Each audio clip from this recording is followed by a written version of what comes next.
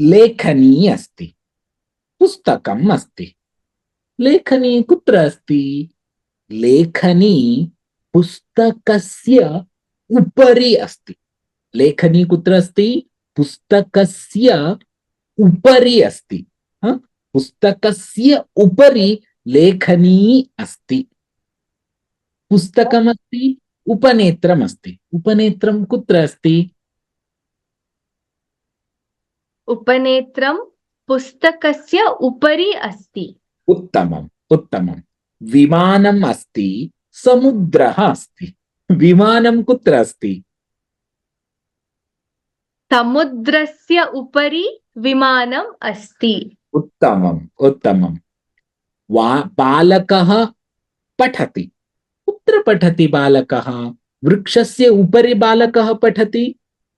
न, बालकः वृक्षस्य अधः पठति। अधः। बालकः वृक्षस्य अधः पठति।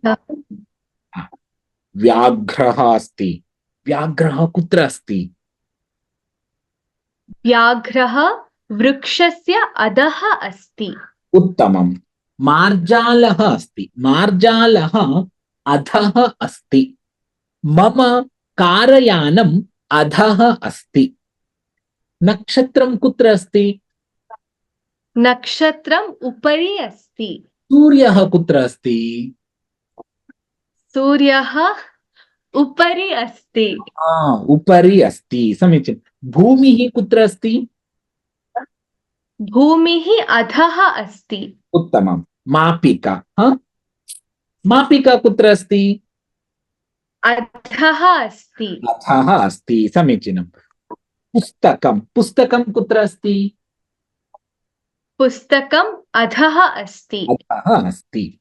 उपरि अधः, वदतु। उपरि अधः।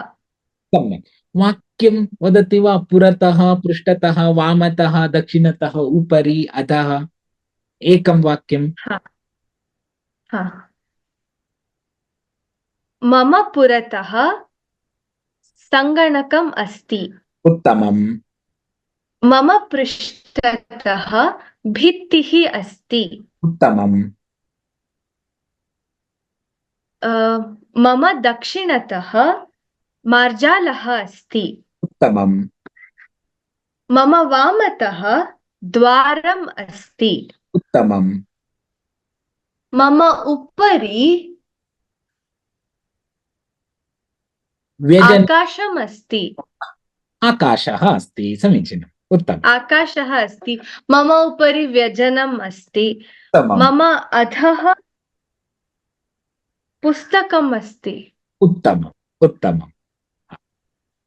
मार्जारः अस्ति। मार्जारः कुत्र अस्ति?